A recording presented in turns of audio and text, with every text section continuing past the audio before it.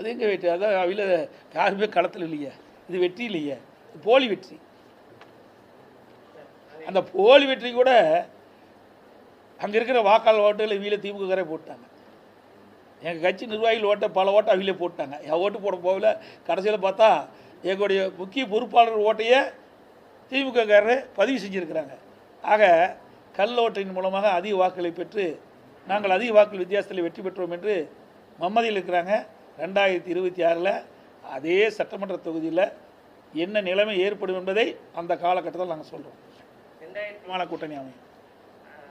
அது தேர்தலுக்கு இன்னும் 13 மாதம் இருக்குது. ஏங்க இப்போ எப்படி தேர்தலில் சொல்ல முடியும்? 5ல் 1 பாகம் இருக்குதுங்க.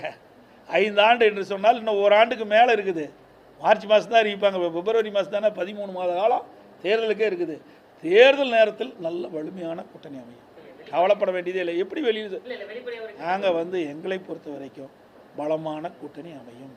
உங்களையெல்லாம் அழைத்து நிச்சயமாக தெரிவிப்போம். எந்த மாறுபட்ட கருத்தும் கிடையாது. இன்னொரு 4-5 மாதம் ஆகணும். ஒரு 6 மாதம் போகணும். 6 மாதம் போனால் தான் அந்த கூட்டணி வடிவம் பெறும்.